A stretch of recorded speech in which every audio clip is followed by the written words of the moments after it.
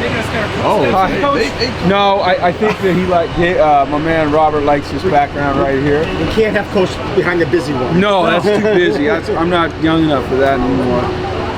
But you're still hip, though. God, I don't know about that. We brought it inside. We had the threat of weather, and we don't want to have to disrupt practice. I don't know what happened out there, but we had a good practice in here. A lot of situations again. You saw we slowed it down in the end and worked on some end-of-game situations. We want to make sure we master them. They may never come up the whole season, but if they do, we want to make sure we know how to react on offense and on defense. So, I just continue to stress to you people that these guys are just working to get better, and they just have a great energy about them. I'm not going to say that every drill, every practice is perfect, but I have not yet one single time this camp, knock on wood, had to get them going in a practice. So that's a good thing, and I think it's a good sign. So hopefully tomorrow I don't have to do that because I said that today. How did the scrimmage go, and what'd you take out of it? Saturday? Yeah. You know what? It was good. We did a ton of situations. We did backed up, we did red zone, we did short yards, we did goal line, we did a ton of third downs. We did 2-minute, and I thought they really handled it well. For all that we threw at them. And we had really some just, we call it move the ball. We're just setting up, just really kind of playing football. And I thought they did a really good job. And I was impressed with it. I told you when you asked, one of the things I want to see is how we tackle. Because we haven't gone live a lot. We don't go live a lot, but we teach a lot of tackling. And I thought they tackled well. I thought that first drive of the scrimmage, there was a little hesitancy on the defense because on their side because they hadn't just really gone full yet, and so once they kind of settled in, we were fine. It was good. Almost this Saturday scrimmage be different. Like what will you work on differently, or would be? I haven't decided yet, but it'll probably be close to the same. Maybe just some different situations. It won't be a real game. I think we get more out of the time spent when we break it down into situations, and then like I said, we'll work some first, second, third down. Play it as it lies, live situations. But I like us to get. Football's a situational game, so I like to make sure that we are situationally aware and situationally smart. Can you talk about Victor Rosa a little bit? He's just a freshman, obviously, but looked good out there today. Well, Victor had a really nice run on Saturday night. We had a little 3rd and 1, toss crack sweep to the right. He was bottled up. He reversed field, and you could see his speed. He beat everyone in the end zone. Early in the practice, when he hit the hole, I wouldn't say he was tentative. I would just say that he wasn't quite certain, how to really hit it up in there. After his first couple runs, when he realized that he was capable of playing at this level, he started slamming up in there. I think for our scheme, the run scheme that we run, he's an effective runner because he's a good one-cut and downhill runner. So I think he fits in well. We use him as a kick returner a little bit. I know that Doug Shear wants to use him on a lot of special teams, and he's going to be a productive player for us this year. Ian's one of the veterans of the defense, and he mentioned you would played a big factor in having him come back this year. How important is he going to be to the defense? I think he's critical. I think both him and Jackson Mitchell and Dalmont and Eric Watts, and I could name some others, but when you talk about Ian, his maturity, his personality. His football intelligence is off the charts. His patience behind the ball as an inside linebacker, his ability to move athletically in space. He's rare. I think he's the type of body and the type of athlete that you need in the game today. That can work in space, that can work behind the ball, that you can put out on a wide out and play zone coverage. He can get his hands on a guy and drop out and react to throws. And he's kind of a calming influence. He never gets rattled. If a call comes in late or there's a little confusion, which there is in football games, it's a crazy atmosphere out there on the field. He is able to just slow it down and communicate to the guys and settle them down because of his maturity. Coach, a couple big picture things. When you look at the landscape of college football these days in these mega conferences and stuff, where does UConn fit in, and how do you build an independent program in this world?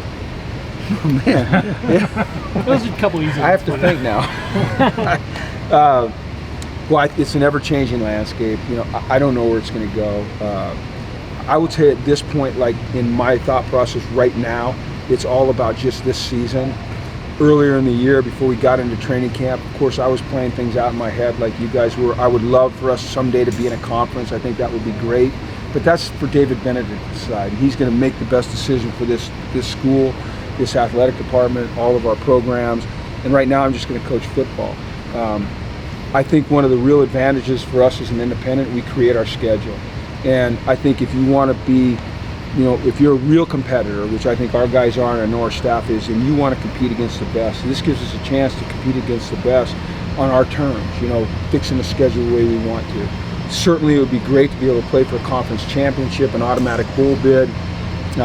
Certainly those things are a factor, but right now all we're going to concentrate on is, today, getting ready today, doing a little bit better tomorrow. And I know you've talked about that you don't want to build this program around the transfer portal, but how important has it been for the first year to be able to bring these guys in from other programs and kind of be able to compete the first year?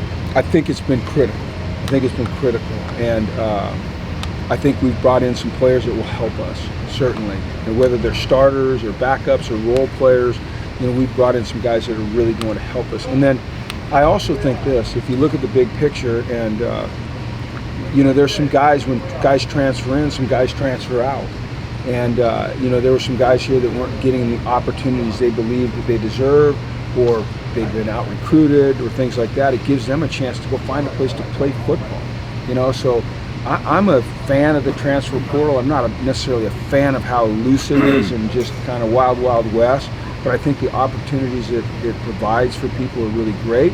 But as you said, I don't want to build this program through the portal. We want to build it with guys that we recruit, with young guys that come into our culture, they embrace it, they help enforce it, and we don't want mercenaries, So you have to be really careful in the portal that you bring the right kind of personality into your program, and I think we've done a good job of that so far. Can you talk about the talent in the receiving group and how they're coming along? Well, now that we're getting, Cam Ross coming back and Casey coming back, and Aaron Turner will be back here soon, it's looking better and better. We were really light on numbers there for a while. We were inconsistent catching the ball for a while. What I've seen the last few practices is more consistency, making the catch. Whether it's an easy catch or a contested catch, I feel like they've relaxed a little bit, and you have to play relaxed. And I think you relax when you know what you're doing. You relax when you have more confidence in the people around you. Relax, the more reps you get, and I see that happening. So they just look more natural right now. I think it's a good group. Many quarterbacks started to pull away from the pack? Not really. It's still a pretty close competition. I think every day it looks just a little bit different. There's some good things that they're all doing, that each of them have some things that they do really well, and some, they each have some things that they struggle with, and we're still sorting through that. I had told you guys I would like to make a decision as quickly as possible. We're just not capable of doing that yet, but the sooner the better, obviously, but we're not going to make a decision until it becomes as clear as we can possibly make it. What's your message to the Yukon fan that maybe is getting ready, finishing up summer vacation, haven't really been paying much attention?